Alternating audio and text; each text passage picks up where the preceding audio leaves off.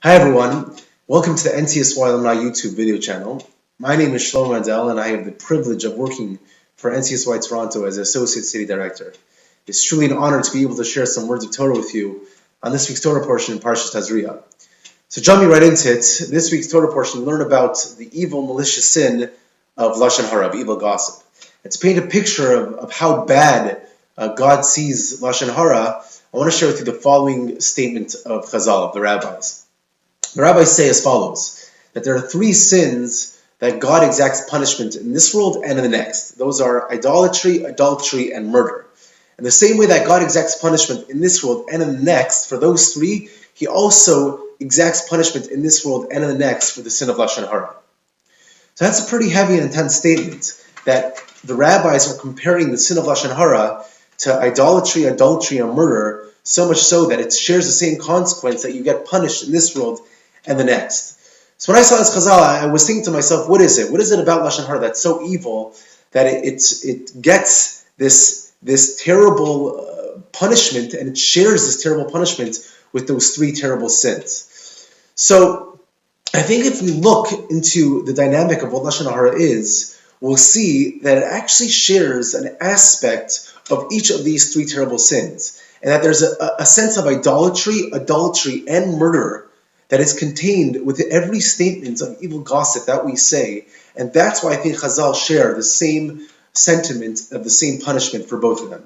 So let's start off with idolatry. What is it about Lashon Hara that it's considered like you're serving idols? So we know that when God blew into us a soul, so the rabbis, in specific Onkelos, the translator of the Chumash, defines the soul, the godliness within us, what makes us a human, as follows. He says, we are a ruach mimala, talking spirit, meaning the godliness, the soul, who we are, what makes a human is the fact that we can speak. So if you think about it, when you speak Lashon Hara, when you abuse speech, what are you abusing? You are abusing what makes you a human. You are disavowing and forgetting the godliness that makes you who you are. You are forgetting what makes you the soul that is you. And that is that we are a talking spirit. So really, when you abuse speech, you are serving an idol because you are forgetting the fact that speech is the aspect of godliness within us. And when you abuse it, that is not understanding that there's godliness there, and that's abusing it, and that's idolatry. So that's the aspect why I think there's idolatry within Lashon Hara. What about murder? So we know that famously from Chazal that embarrassment is akin to murder. When you embarrass someone, and we see this in the physical manifestation, that the blood, which is the life force of a human, drains from someone's face when they get embarrassed, is a sign because it's as if they're dying. So Lashon Hara, what can be the ultimate embarrassment besides that? Right? When you speak gossip about someone, when a friend hears that you told someone something that they did that was bad, and they hear that, how much more embarrassing can that be? That's the most embarrassing moment in a person's day, in a person's life sometimes, is hearing that people are speaking bad about them. So that, in a sense, is murdering someone when you speak Lashon Hara. So that's the aspect of murder. What about the aspect of adultery? Where do you see adultery within Lashon Hara? So for that, we have to go back to creation. There's a concept in Chazal that when you want to understand something in Torah, you go back to the first time it's used. So when we want to understand the concept of speech, what is speech, the power of speech? So we have to go back to the first time speech is used. And when we see how speech is used the first time, maybe we can get a glimpse and we can glean what speech is all about. So interestingly enough, when's the first time we see speech used by a human being?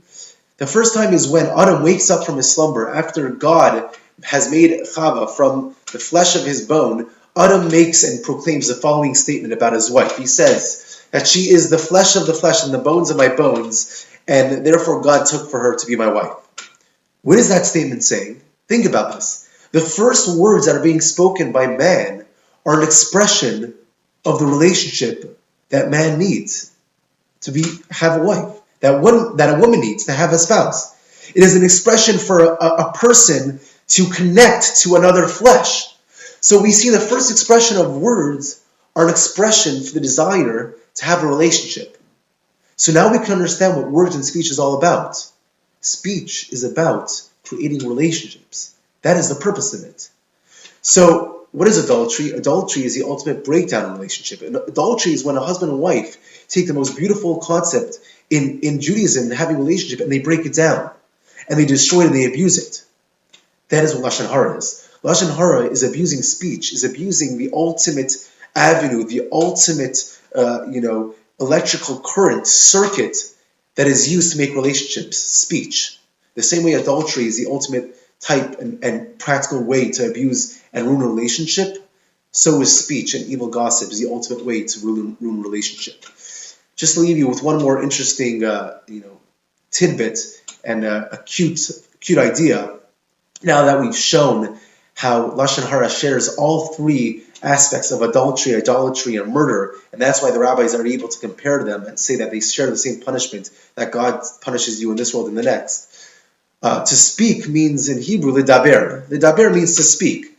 So where does the word ledaber come from? So it actually comes from the word devora, and a devora is actually a bee. It's a bee in Hebrew. So why is the word to speak rooted in the word for a bee? So if you think about what is valuable about a bee, intrinsically there's no value in a bee. A bee's value lies in the fact that it produces honey. That's the only value in a bee. So what God's sending us a message about speech is the same. Is that the same way the bee is only valuable in as much as it produces honey, words, ledaber, that comes from devora, from bee, your words are only as valuable if you produce words that are sweet as honey. Otherwise, you're producing words that are stinging like a bee. Thank you for listening. Thank you for watching.